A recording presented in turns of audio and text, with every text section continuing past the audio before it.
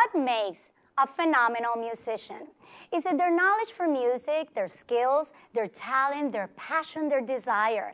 I would say there are as many answers to these questions as they are musicians.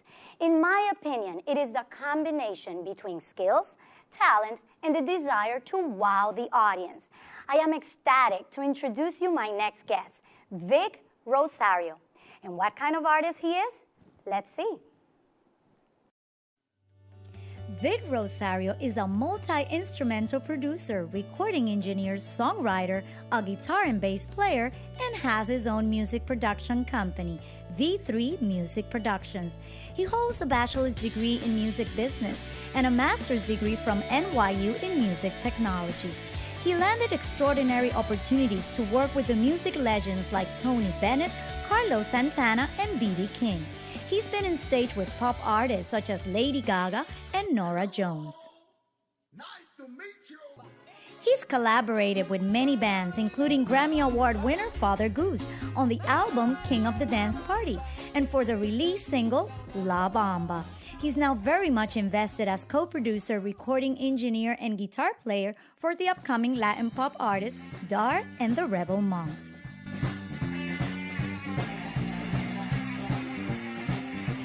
Vic is a creative, spirited artist. His passionate drive for writing, performing, and producing are to be recognized.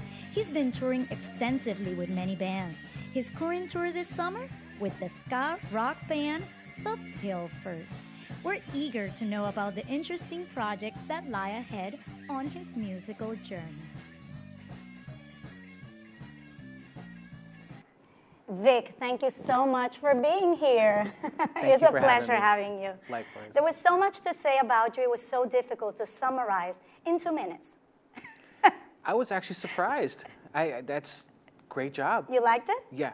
I've always been the type that's short and sweet.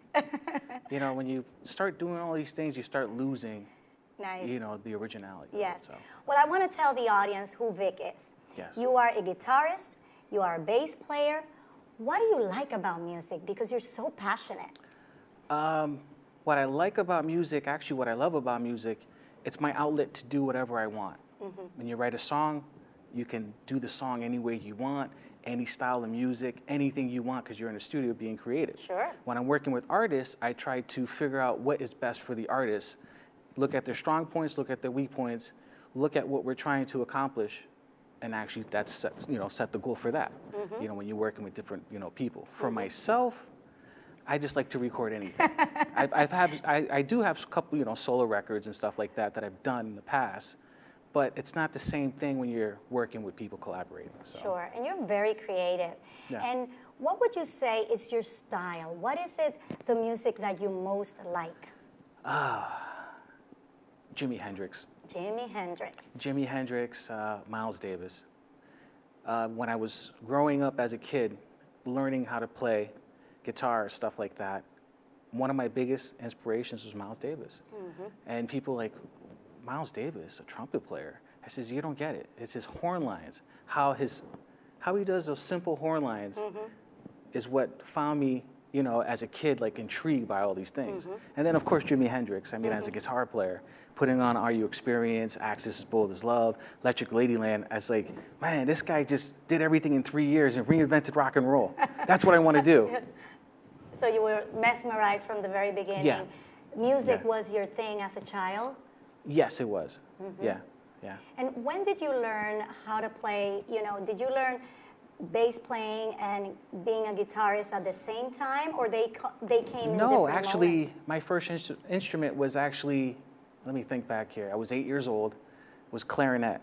Oh, I didn't know that. My father played sax, and he was taking music lessons, and he ended up getting me a clarinet, and he was teaching me what he learned at the music lessons to clarinet. Mm-hmm.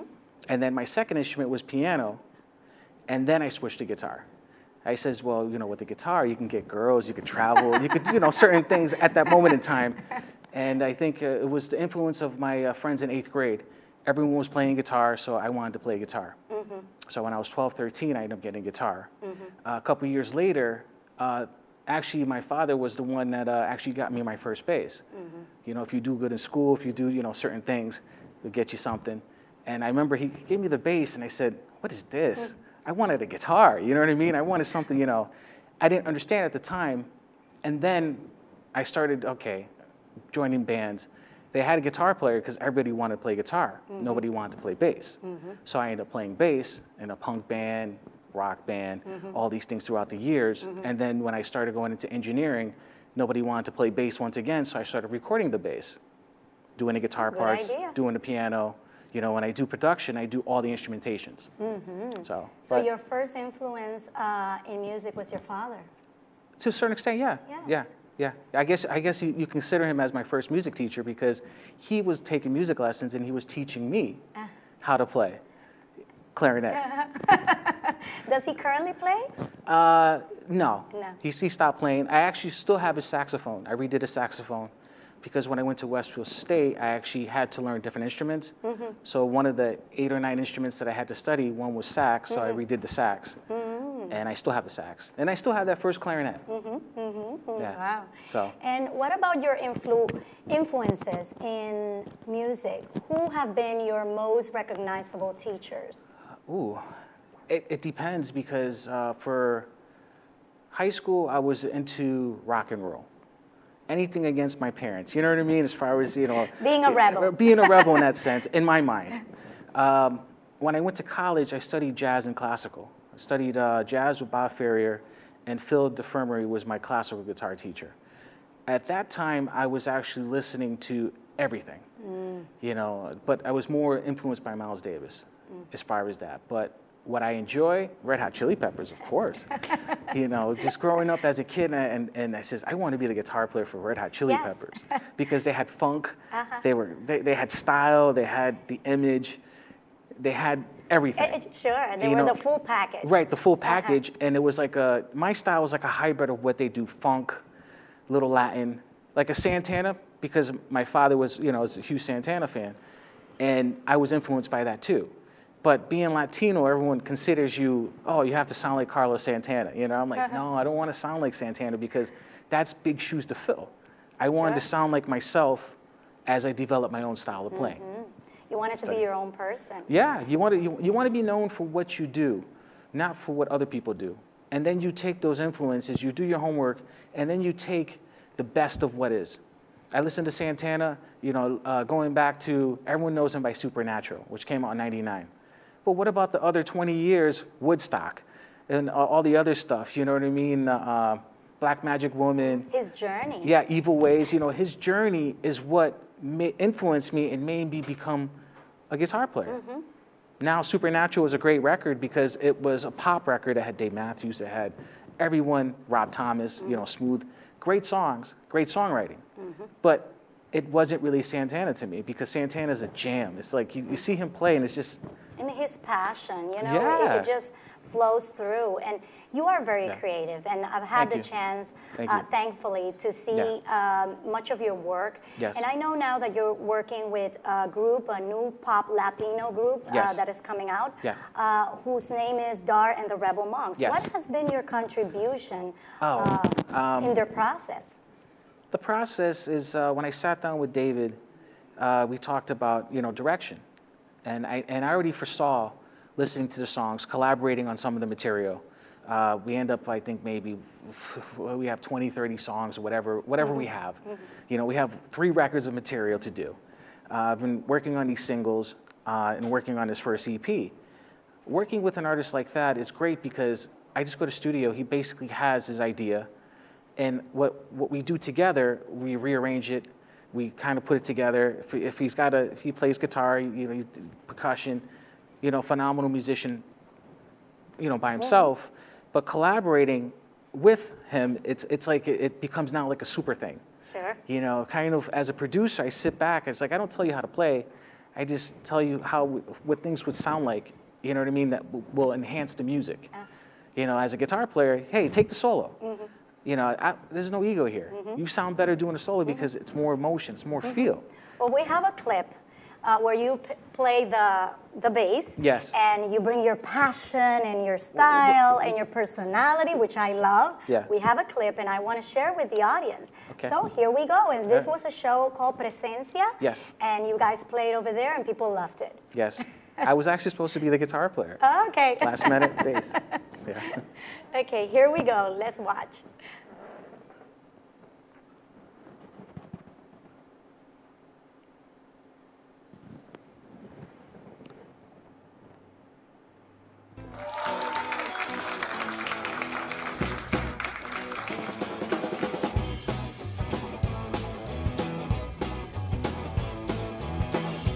Como abraza, makes my world.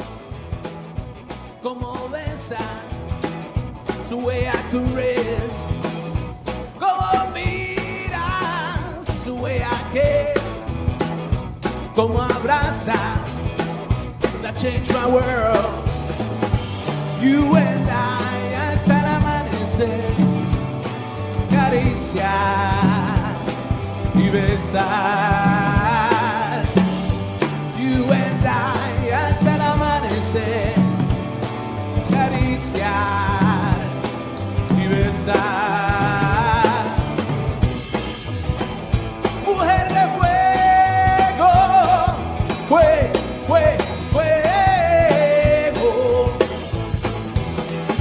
The way you look me vuelve loco. The way you walk drives me insane. The way you move me vuelve loco. The way you flirt with me, that drives me insane. You and I hasta el amanecer, acariciar y besar. You and I hasta el amanecer, acariciar y besar. Mujer de fuego, fuego.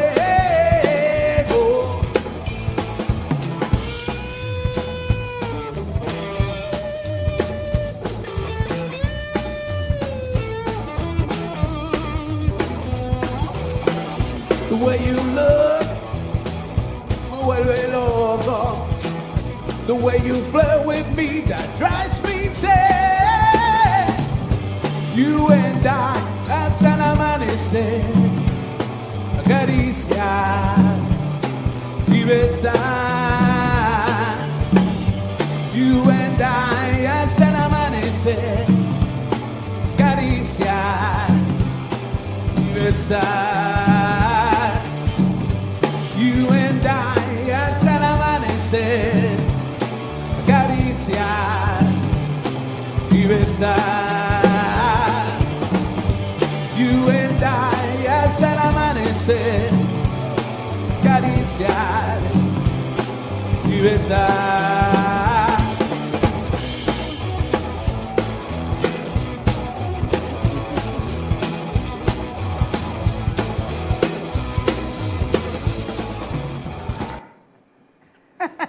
That's great. You have that showmanship, which I love. Thank you. Thank you. Many years. Yes. Many years in the making. Yes. I want to talk more about your engineering skills and Yes. Where you went for schooling. Actually, I went to NYU. I studied actually in a recording engineering program. Okay. So when I went for my master's, I did recording engineering, guitar studies, and jazz composition. So I did 3 different things during the process. It But- took you how many, few years? Actually, I did. That's interesting because thinking back, I was an engineer before that at Zing Recording Studio out in Massachusetts. I was a school teacher. So I did 2 years there, started as an internship, and then I went to get my master's. I relocated to New York City to do my master's. I did a 2-year program basically in 1 year. So I did all my courses. I stayed 2 more semesters to do my thesis and stuff like that. And then I was just taking courses that I wanted to take. So I went into jazz composition. I studied with Ron McClure from Blood, Sweat, and Tears, the bass player. He actually won a Grammy for what he does, and Pat Cirillo. another phenomenal guitar player out of New York. Through your company, V3 Company, you created the company in 2013? It was, 2013, 2014, around there. And through your company, you provide engineering, Production, sometimes career advisement for artists. Production, songwriting, guitar work. They'll call me up as an example, working with David. As an example, they call me up, I need a guitar player, I need a bass player. So it's through the production. If you need a song, if you called me up for a song, I may have a song idea or something like that. So. And you feature several artists through your company. Yeah. Can you name a few? Addis Revolution was one of the first ones. Bankfield was like a rock rap. We released an EP. Then it was Addis Revolution, which Great Escape EP actually made it to the Grammy ballots 3 years ago. Addis and I have been, working on collaborations and stuff like that. I love their music. Yeah, through the past couple of years. Father Goose, which started off with a couple singles, and it turned into King of the Dance Party, a whole record. He called me up, said, I want to, collaborate doing a record. I want you to play guitar. He says, do you know a bass player? And I said, I play bass. So the singles, started going into this. Next thing you know, I'm doing a whole record, King of the Dance Party, and 15 tracks, and I'm, playing guitar and bass and doing all these things. And a lot of people, when they listen to the records, they don't know the backstory behind the songs. He'll send me a drum track, and then I'll play all the instruments on top of the drum track and then send it back. Yeah. Can you tell the audience more about who Father Goose is? Because it's a different genre. Oh, totally different. I love that you can go from rock to reggae to ska. Yeah. You're very versatile. So tell us more about Father Goose. Father Goose, he's a great friend. I met him actually through Coolie Ranks of the Pilfers. So they're really close. Okay. So that's how I was introduced to him. And we just hit it off. He needed a guitar player to fill in for a couple shows. And my style and his style worked so good together. And then he said, well, would you have interest in recording? We did, I think the first single was Friday. And then we did I Have a Dream, and then, then we did a remake of a Bob Marley song. And so then one song led to another. One song led to another, to a King of the Dance Party record. Okay. And for me to cross over to the children's realm in a sense, he won a Grammy, Independent Music Award. Parents' Choice Award. Sure. He's done it all. Why not? He's done it all, and it's a blessing to work with people like that believe in your talent. Sure. So to cross over to that genre it was a no-brainer because I already my first the Grammy ballots was a pop duo, matter of fact. So that category, Addis and I were going against Justin Bieber, Adele, Beyonce. Then we did the reggae thing. And then, playing with Pilfers, which that's a whole different animal. Pilfers is a band that's a 20-year career, 22-plus-year career. I just saw something that they are top 10 for third wave influential records, for what they do. Yes. So you're dealing with people that are doing things. Yes. So when you're crossing over to a children's record, you need to do things correct because you have a lot of eyes, stuff getting submitted to the Grammys, stuff like that you have a lot of industry people looking and at the product. Children look up to you, and they enjoy the music so much. Not just the children, we're doing family music. Family so music. Our shows, even though they're 10 in the morning, the family's there. I know. The parents go there.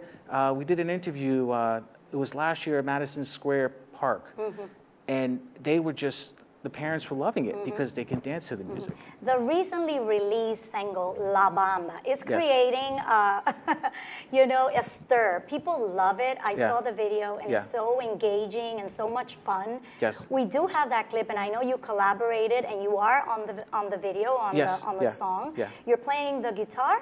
Guitar and bass. You're playing guitar and bass. That was actually recorded. Those parts were recording at my studio. I sent them out to Father Goose, and then it just became, Okay, well, enjoy this. This is La Bamba for all of you.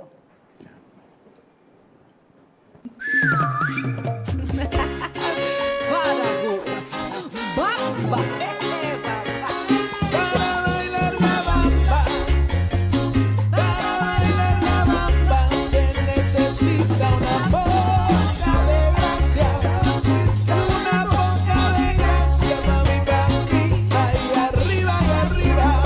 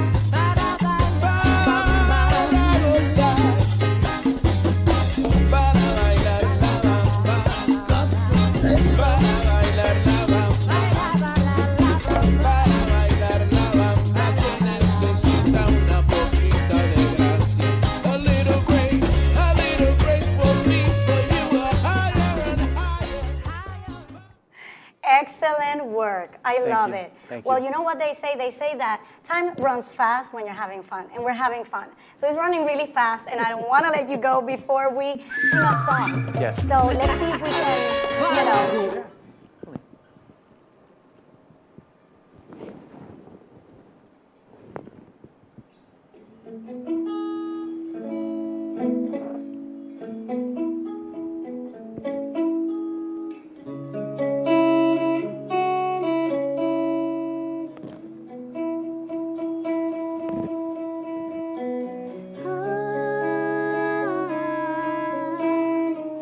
Picture perfect memories scattered all around the floor.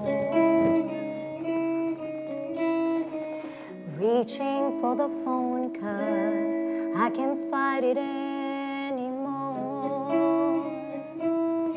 And I wonder if I ever crossed your mind. For me it happens all the time.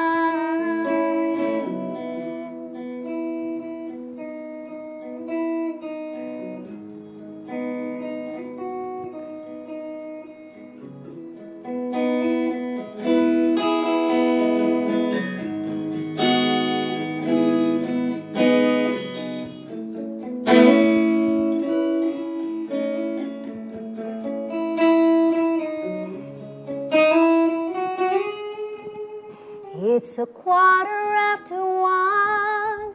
I'm all alone and I need you now. And I said I wouldn't call, but I lost all control. And I need you now. And I don't know how I can do without. I just need you now.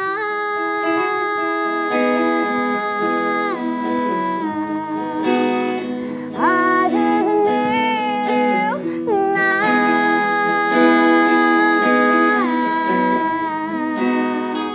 I just need you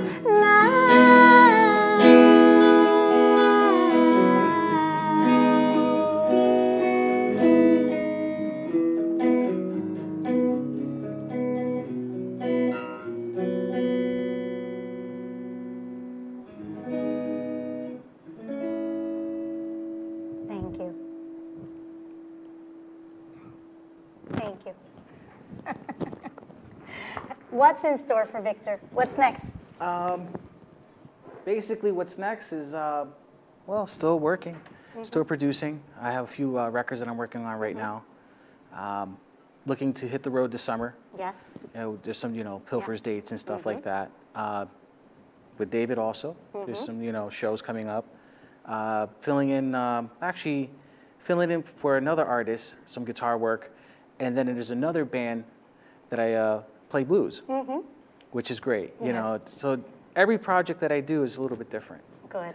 So, and if people want to know about you and want to get in contact with you, they want to hire you, they want to know about your engineering services, where can they find you? Actually, as of right now, I'm in the works of actually redoing the V3 music production website. So the best way as of right now is vmr220@yahoo.com. VMR? Yes, VMR. 220? Yes, yahoo.com to get in contact with me. Yahoo.com. Yes, yeah. And also, audience, if you want to get in contact with Vic Rosario, you could also write to candsunproductions@gmail.com. Yes. Well, are there any final words that you want to say about your work, about you, about anything? Keep playing. Yes, passionately. Yes. Keep playing and stay focused and live the dream. Yes, of course. Enjoy it. So we're Enjoy the looking ride. forward to all of your projects. We wish Thank you you. well in Thank everything you. that you're going to do. You are amazing. Thank you. And one Thank of you the very things much. that I like the most is that you are very passionate and your personality comes through when you're playing. It's like, you're very in touch with your feelings. And, not all musicians can accomplish that. So, Thank you. you have big things in front of you. And Thank I you know so we're much. going to have the opportunity to bring them here and Yes. let the audience know Yes. what you're up to. Yes. Thank you so much. Well, audience, I don't know about you, But I have enjoyed this show tremendously. I love Vic's work, and I think he's a tremendous artist, and we need to know more about him. So we'll make sure to bring him here with all the projects that he has in line. Now, For Art's Sake is all about highlighting the work of outstanding musicians. Their creative process nurtures our spirit and makes us live passionately. So what I would say for tonight is just live passionately and enjoy all the forms of art that are around you. So if you want to know more about our program For Art's Sake, know that we are in Facebook at Sea and Sun Productions. And as I said, you could always reach us at seaandsunproductions@gmail.com. So until next time, enjoy the show.